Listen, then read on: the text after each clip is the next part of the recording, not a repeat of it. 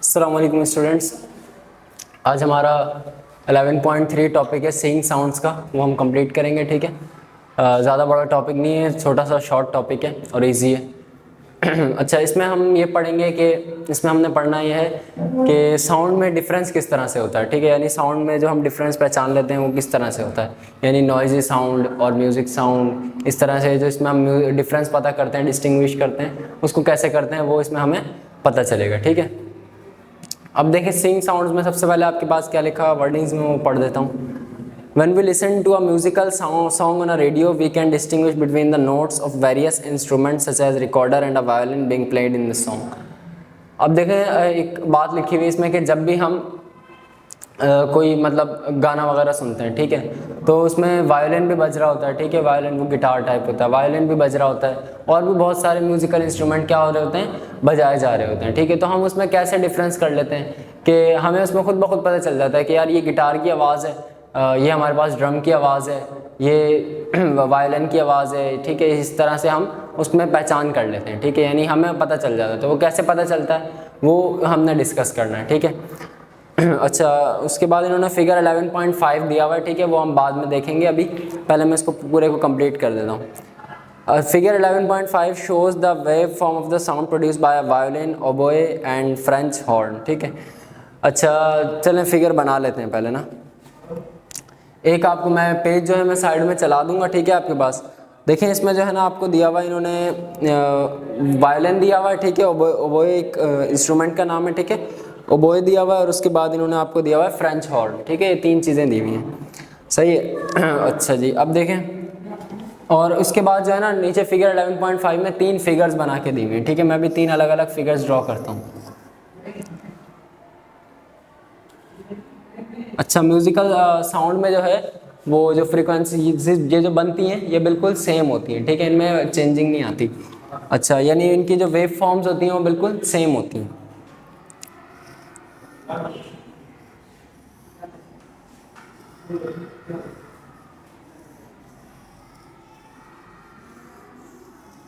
ठीक है, इस तरह से ये आपके पास किस चीज़ की आ गई, वायोलिन की आ गई। ठीक है, वायोलिन की वेव आ गई है आपके पास। उसके बाद आ गई आपके पास, मैं बना देता हूँ उसके बाद आपको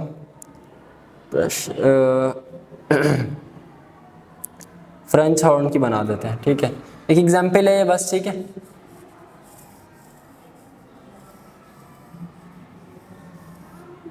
ठीक है, ये आपके पास आ गई फ्रेंच हॉर्न, फ्रीक्वेंसीज आ गई हैं आपके पास। अब देखें, अब हमें साउंड के चेंजिंग का पता कैसे चलता है, यानी ये गिटार का साउंड है, ये इस चीज़ का साउंड है, वो कैसे पता चलता है हमें, वो हमें ऐसे पता चलता है कि देखें वेव फॉर्म जो होती है ना इनमें डिफरेंस आता है। यानी इनकी फ्रीक्वेंसीज तो सेम होती है लेकिन हमें क्या क्या होता है, इनकी जो वेव फॉर्म मतलब कि इनकी शक्ल असर और रसूख में क्या आ रहा है, चेंजिंग आ रही है। यानी देखें ये बिल्कुल अलग शेप में, ये बिल्कुल अलग शेप में। ठीक है, तो फिर मैंने तकरीबन सेम बनाई है लेकिन ऐसे नहीं होता, बिल्कुल अलग अलग होती है। ठीक है, ये बिल्कुल ही अलग शेप है, बिल्कुल ही अलग शेप है। ठीक है, तो इनकी जो वेव फॉर्म्स होती हैं वो क्या होती हैं, बिल्कुल अलग अलग होती है, जिसकी मदद से हम क्या करते हैं, शनाख्त करते हैं कि ये आपके पास वायोलिन की है, ये फ्रेंच हॉर्न की है, ये ओबोए की है, ये गिटार की है और ये ड्रम की है। इस तरह से इनकी हम पहचान करते हैं। ठीक है, अच्छा अब इन्होंने अच्छा जी, how can they be distinguish from one another, यानी हम इनको कैसे पढ़ सकते हैं, कैसे इनको हम डिस्टिंग्विश, कैसे इनमें फ़र्क कर सकते हैं एक दूसरे में। तो हमारे पास सबसे पहले इस चीज़ के लिए है क्वालिटी। ठीक है, क्वालिटी में लिखा हुआ है, it is defined as the characteristic of sound by which we can distinguish between two sound of the same loudness and pitch. ठीक है, अच्छा इसमें क्वालिटी में ये लिखा हुआ है कि हम इसमें उन दो साउंड्स के दरमियान डिस्टिंग्विश कर सकते हैं, डिफरेंस पता कर सकते हैं जिनकी लाउडनेस भी सेम हो, ठीक है, और पिच भी सेम हो। ठीक है, अब लाउडनेस और पिच क्या होती है, ये भी डेफिनेशन है, टॉपिक का हिस्सा ही है। ये सिर्फ 4 डेफिनेशंस हैं आपके पास टॉपिक में, क्वालिटी, लाउडनेस, पिच और साउंड इंटेंसिटी। मैं सोच रहा था 2 टॉपिक ना मिला के एक साथ करवा दूँ, लेकिन फिर देखें जब सारे टॉपिक्स अलग अलग करवाएं, जो छोटा टॉपिक आया था एक पीछे हमारे पास डैम्प्ड ऑस्किलेशन, वो भी अलग ही करवाया। फिर मैंने सोचा अलग अलग ही जब चल रहे हैं अलग अलग, तो फिर सीक्वेंस वाइज अलग अलग ही चलने देते हैं। ठीक है, तो बहुत छोटा सा टॉपिक है, इसमें ज़्यादा टाइम नहीं लगेगा। अच्छा, अब आपके पास लाउडनेस और पिच भी इसी टॉपिक का हिस्सा है। ठीक है, और साउंड इंटेंसिटी और अकॉस्टिक इंटेंसिटी भी उसको हम बोलते हैं। ठीक है, वो भी इसी टॉपिक का हिस्सा है।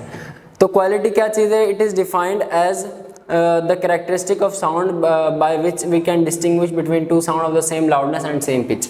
अब मान लें ये दो साउंड्स हैं आपके पास, इनकी लाउडनेस भी सेम है और पिच भी सेम है, ठीक है। तो वो क्या, हम उससे क्या पता कर सकते हैं, हम क्वालिटी पता कर सकते हैं, यानी साउंड की क्या पता कर सकते हैं, क्वालिटी पता कर सकते हैं। क्वालिटी मतलब कि ये किस चीज़ की साउंड है और ये किस चीज़ की साउंड है, ठीक है। ये चीज़ आपके पास क्या है, क्वालिटी पता कर सकते हैं अगर आपके पास दोनों की पिच भी सेम है और दोनों की लाउडनेस भी सेम है।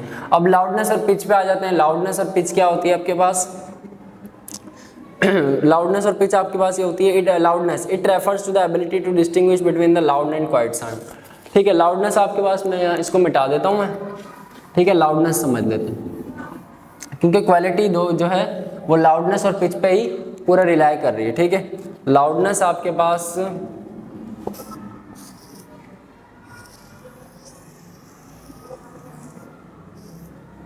ठीक है, मैं इसको भी जो है ना थोड़ा सा बड़ा करके, अच्छा ये मैं बनाता हूँ दूसरी वेव। अब लाउडनेस में हमें बोला हुआ है कि ये क्या फ़र्क पता करती है। लाउडनेस देखिए, लाउडनेस मीनिंग ये तेज़ आवाज़, ठीक है। तो लाउडनेस हमें क्या पता करके देती है कि क्वाइट साउंड और लाउड साउंड के दरमियान डिफरेंस पता करके देती है। यानी ये वो चीज़ है आपके पास, लाउडनेस जो क्या सिंग साउंड में, ये लाउडनेस वो चीज़ है आपके पास जो क्या फ़र्क पता करती है इन दोनों के दरमियान। यानी कि जब आपके पास ये ज़्यादा एम्पलीट्यूड ज़्यादा होगा ना, जब देखिए इधर एम्पलीट्यूड क्या आ रहा है, ज़्यादा आ रहा है, ठीक है।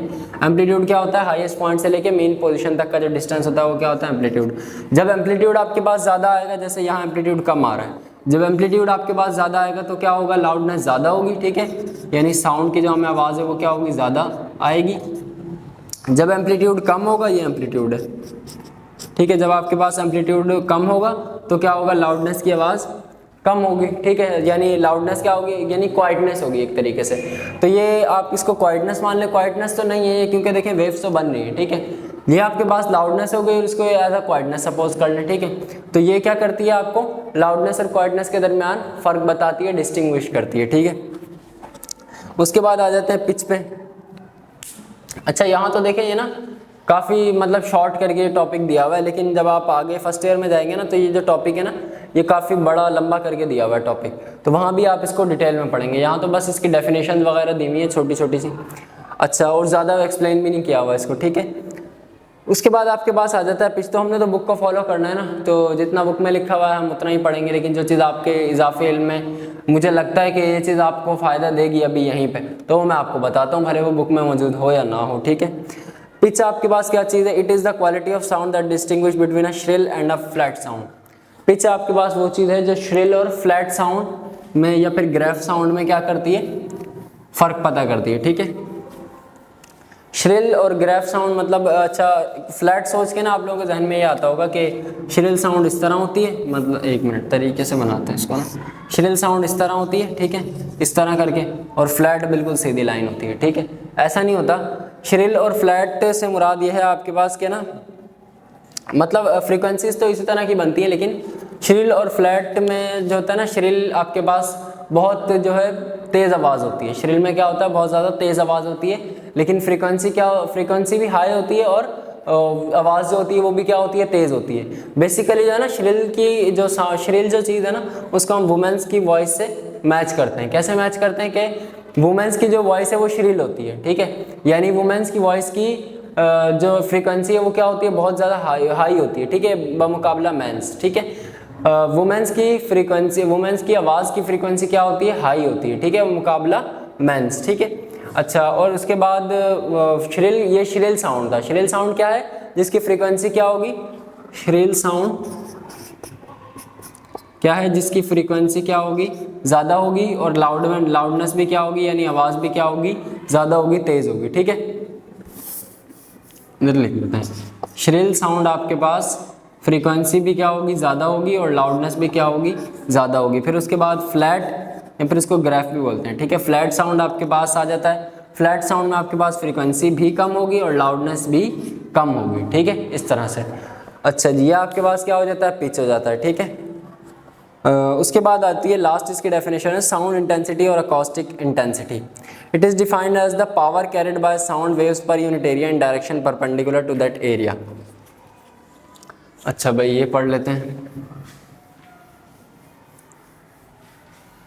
साउंड इंटेंसिटी या फिर साउंड एकॉस्टिक इंटेंसिटी क्या चीज़ है आपके पास।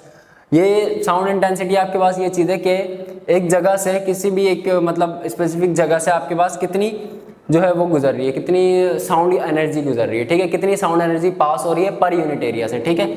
साउंड एनर्जी यानी इंटेंसिटी, इसको हम आई से शो कर देते हैं, ठीक है, कितनी साउंड एनर्जी पास हो रही है पर यूनिट एरिया से, ठीक है, अकॉर्डिंग टू टाइम, ठीक है। साउंड इंटेंसिटी की छोटी सी बेसिकली डेफिनेशन है, इसको फॉर्मूले से समझ लेते हैं।